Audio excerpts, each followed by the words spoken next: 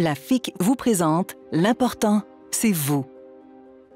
Annuler des cas par manque de perfus, c'est rare que ça se fait. On veut être là pour les patients, on sait que le patient, il en a besoin de sa chirurgie.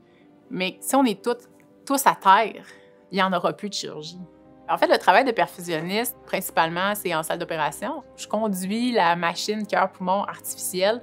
Donc, pendant une chirurgie cardiaque, principalement, on va faire dériver le sang du patient vers une machine externe qui fait office de cœur et de poumon. Le gros du travail, il se passe vraiment au niveau mental. Parce que quand on est assis en arrière de la CEC, on dit souvent qu'on a l'air des tourneurs de boutons, mais tout le travail se passe au niveau mental. Notre réflexion est organisée. Tout ce qu'on fait, on fait pour le mieux du patient selon les conditions actuelles. Chaque décision qu'on prend est vraiment basée sur notre jugement clinique, notre esprit critique, si je peux dire ça comme ça.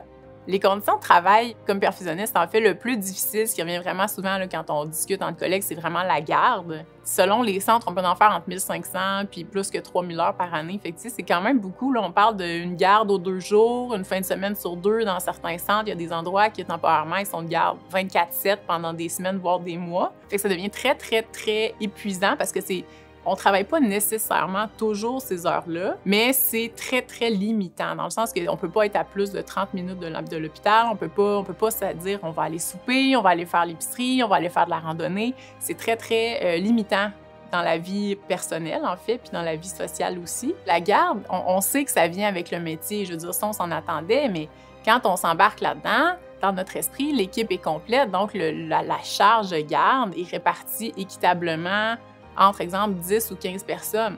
Les équipes qui sont supposées être 15, qui sont 7, bien, c'est 2 fois plus de garde. Ces patients-là sont vraiment entre la vie et la mort. Donc, quand ils nous voient aux soins intensifs, leur famille nous voit aux soins intensifs, ils sont comme « Ah, t'es encore là? » La rémunération, quand on est de garde, en fait, on est payé 1 heure à taux simple, en fait, pour chaque 8 heures de garde. C'est pas grand-chose pour avoir une corde à l'hôpital. Le chirurgien, pour faire sa chirurgie cardiaque, il y a besoin d'une dérivation de la circulation extracorporelle. Puis ça, c'est les perfusionnistes qui le font. Si on n'est pas là, il n'y aura pas de chirurgie. On a beaucoup de pression du ministère pour former davantage de perfusionnistes. Ils voudraient qu'on prenne tout le monde. On n'a même pas assez de perfusionnistes actuellement pour former suffisamment de nouveaux perfusionnistes.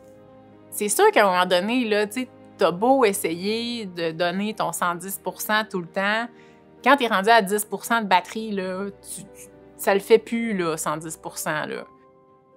Est-ce qu'on est toujours à un cheveu d'une catastrophe? À 3 heures du matin, quand tu es toute seule à l'hôpital? Peut-être. C'est une défaillance mécanique, on n'est jamais à l'abri de ça. C'est qui va m'aider à 3 heures du matin quand on est l'équipe de garde qui est là depuis 7 heures le matin?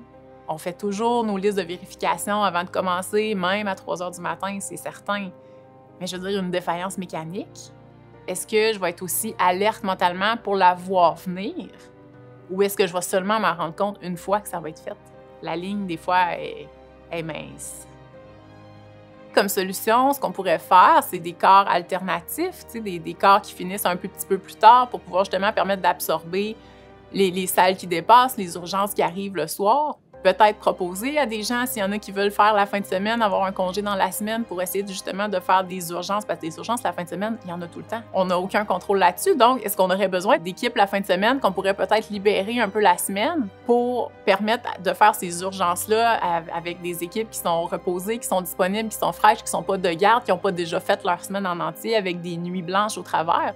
Faut aimer l'adrénaline, faut aimer travailler sous pression, puis travailler en équipe, mais travailler seul en même temps, c'est un super métier.